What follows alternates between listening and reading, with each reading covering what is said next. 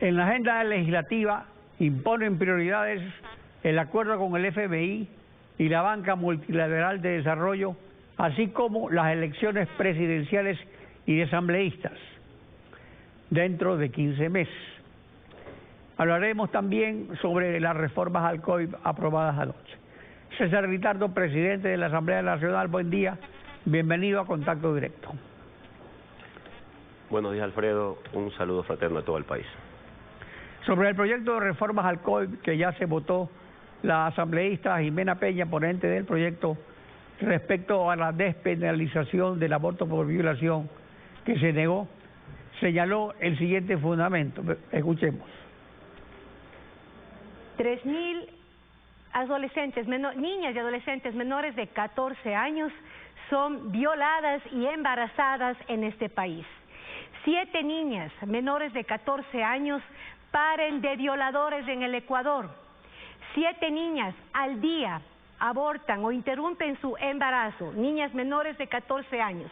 En el Ecuador se reportan 11 violaciones diarias a mujeres ecuatorianas. Son estas estadísticas las que han motivado a la Asamblea Nacional a desarrollar un debate profundo. Más allá de los dogmas y los fueros personales están las estadísticas y la responsabilidad que como legisladores tenemos para procurar una solución a estas víctimas de violación. Si el fundamento es la violación a menores adolescentes que no están sometidas a la punición del Código Integral Penal, ¿estuvo bien entonces que no se reforme el COIP para que se aprovechen las mujeres adultas? Bueno, yo primero quiero empezar diciendo que lo que pasó ayer en la Asamblea Nacional en torno a la aprobación del COIP es una demostración de cómo en base a consensos, en cómo en base al diálogo se puede llegar a acuerdos importantes. El COIP tuvo ayer varias iniciativas que se aprobaron en diferentes temas. Uno es el tema que se trató, fue el tema del aborto, pero hubieron varias iniciativas adicionales que trataron. En ese sentido, creo que hay que analizarlo en el contexto general. Ese procesamiento que se hizo durante estas semanas de un código que recibió más de 200 solicitudes de reformas, que tuvo 83 solicitudes de pedido de palabra en el debate, y que demuestra la diversidad democrática que hay en la Asamblea en este momento, es la posibilidad de mostrar al país que cuando se llega a consenso se pueden aprobar cosas importantes. El tema del aborto tal vez sea uno de los temas más complicados, más complejos, de mayor discusión, por la diferencia en el tema de la forma como se podía votar o no en torno a este tema. Creo que ahí se respetó el criterio, yo respeto el criterio de todos quienes están a favor o en contra, me parece que es totalmente válido. La asambleísta Peña en su intervención hablaba de estadísticas, ahí son estadísticas reales. En el país cada día 7 niñas menores de 15 años dan a luz. Pero esas niñas no están sometidas al COIP, o sea el COIP no lo aplica para ellas. Sí, lo que se buscaba era incluir a ese sector dentro de la despenalización del aborto que ya existe para otros casos. Así que en definitiva fue tal vez el tema que existe. Lo que no se ha insistido es en castigar más a los violadores, que es un delito atroz. Es un tema integral, yo creo, el tema del tratamiento del aborto no solamente tiene que ver con un tema legal, es un tema que viene desde la sociedad, desde cómo nosotros podemos darle a nuestras niñas un poco de enseñanza a este nivel de evitar estas posibilidades. Es un tema que si ustedes están viendo en términos generales se maneja de esa manera, pero en el COIP que aprobamos ayer hemos dispuesto algunas normas que sancionan drásticamente a quienes son violadores de niñas, niños y menores de edad. También en el caso se incluye como un tema penal el incesto, que no estaba antes en la ley. Y también en el tema de la violación a menores se está incluyendo un artículo que tiene que luego ser concatenado con la aprobación de la ley que va a permitir registrar a los violadores, un artículo en el cual prohíbe de por vida a un violador sancionado de un menor trabajar en ninguna institución pública o privada que tenga una vinculación con menores de edad. Pasemos a las prioridades. Solo hasta fin de año se alcanza a aprobar reformas electorales en la Asamblea. Para el veto o sanción del jefe de Estado, esto significa que solo hay tiempo para tratar el proyecto que estaba detenido, que no se alcanza a incluir el control al gasto electoral de los candidatos en tiempo real, el método de repartición de escaños ni la sanción inmediata a las infracciones electorales. Eso quedaría para regulación de CNE con una mayoría de Alianza País, PSC y Pachacuti. Bueno, nosotros, así como hemos sido responsables en el tratamiento del COIP, hemos establecido nosotros también plazos para poder generar la aprobación que se dio del día de ayer, incluso un día antes de lo previsto. También tenemos plazos para las reformas que se tienen que aplicar en el Código de la Democracia. Aquí hay dos grandes elementos que analizar en estas reformas. Primero, lo que usted mencionaba, en torno a verificar las fuentes de financiamiento de campaña, y una de las propuestas es que se creen mecanismos en donde la Contraloría, la Unidad de Lavado de Activos y el Servicio de Rentas Internas implementen un sistema en donde se pueda ir regulando este proceso. También se incluiría en este proceso como una propuesta la posibilidad de que los responsables del manejo financiero de las campañas electorales tengan responsabilidad penal sobre estos casos.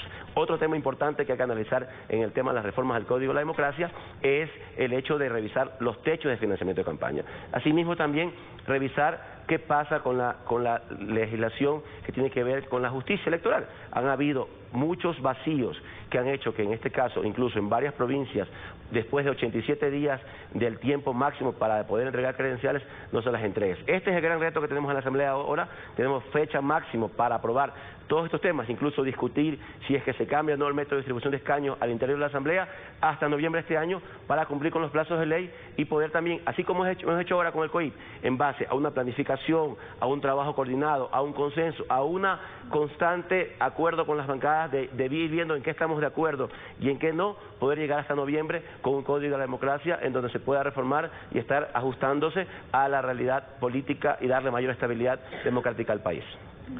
¿Para cuándo esperan que el Ejecutivo envíe el proyecto de urgencia económica con las reformas laboral, tributaria y financiera? Bueno, esperemos que sea en los próximos 15 días, un poco lo que hemos conocido, y ahí pues entenderemos de que ya tendremos nosotros los plazos correspondientes en la ley para procesar ese tema al interior de la Asamblea. Volviendo a las reformas al COIP, la tabla para tenencia y consumo de drogas ilícitas se mantiene a disposición de la interpretación de los operadores de justicia. Sin embargo, ayer el asambleísta César Ron señaló lo siguiente. Hay dos tablas, y esto hay que explicarle un poquito a la ciudadanía. Una tabla que está vigente es la tabla deporte. Esa tabla deporte que ha permitido toda esta alcahuetería, que ha permitido pues que el microtráfico crezca, que tiene hoy acabada una sociedad, que tiene acabada una juventud, que tiene dañada hasta la niñez, porque hoy ya se hablan casos de adicciones hasta de 8 años, que es terrible en una sociedad. Nosotros planteamos dentro de la reforma del Código Integral Penal que esa tabla deporte debe ser eliminada para terminar con todo este alcahuetería que ha permitido el microtráfico y que ha dañado a la sociedad ecuatoriana. La otra tabla, que es la tabla de juzgamiento que tiene el juez, esa se tiene que seguir utilizando, porque el juez tiene que determinar pues la diferencia que hay entre un delincuente que es cogido con 1 tonelada de droga y otro que es cogido con 2 libras de droga. ¿No fue suficiente para suprimir el hecho del fomento del consumo? ¿En qué quedó este tema anoche? Bueno, aquí hay varios temas que analizar en torno a este proceso. Recordemos que la tabla de drogas que se menciona en constantes veces no es un tema que está dentro del COIP, es un tema que está dentro de una regulación de la agencia que controla el consumo de uso de drogas y estupefacientes, así que es un procesamiento que hay que analizarlo en un contexto general. Recordemos que la misma Constitución establece de que el consumo de drogas debe ser tratado como un tema de salud pública, así que hay ahí un poco que poner la balanza y buscar mecanismos en donde se pueda judicialmente determinar quién es consumidor y quién es microtraficante. Ayer la Asamblea Nacional, en una mayoría, en uno de los temas que se aprobaron, ha aprobado que se pueda en el país utilizar el cáñamo o la cepa de la marihuana comúnmente denominada, que no tiene ningún tipo de adicción, sino que más bien tiene un uso terapéutico que va a permitir al país tener dos situaciones. Primero, el hecho de que los pacientes con enfermedades catastróficas y otros temas similares puedan tener acceso a la misma, y segundo, se abre una oportunidad también de negocios, ya que en países como Colombia, como Perú, estas actividades están generando gran cantidad de divisas para estos países y permitirían generar una nueva fuente de financiamiento, de generación de empleo para el Ecuador. ¿Pero existe en el Ecuador esa industria? no existe, hay que regularla, eso fue recién aprobado el día de ayer, a esto tiene que ser un procesamiento que tiene que ser también acompañado por la entidad que regularía este proceso, que es Agrocalidad en este caso, pero en definitiva lo que decimos es que esto que ya se ha venido replicando en otros países, que habían corrientes de algunos legisladores que querían permitir la importación de este uso o este componente que permite el uso medicinal únicamente, lo que en ese caso, si que solo permitíamos la importación, iba a generar tal vez una salida de divisas en el país en este momento, que nosotros tenemos que cuidar la dolarización. Esto es una oportunidad y hay países como Colombia y Perú que ya tienen incluso valores casi similares. El caso de Colombia, en varios años proyectan que la venta de cáñamo a otros países va a estar incluso al mismo nivel que el café en este país. En cuanto a la criminalización de la comercialización del suero de leche, ¿qué decisión tomó la Asamblea? Bueno, aquí lo que se tomó fue una decisión en función de proteger a los pequeños productores.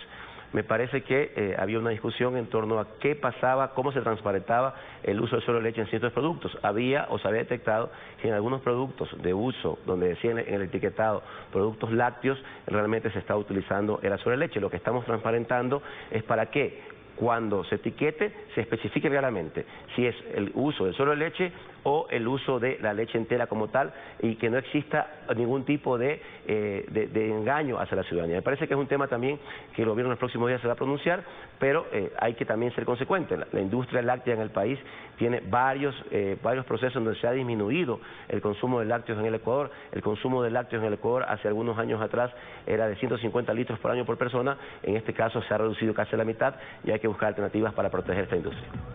César Ritardo, presidente de la Asamblea Nacional, gracias por acompañarnos en Contacto Directo. Gracias a ustedes, muy buenos días.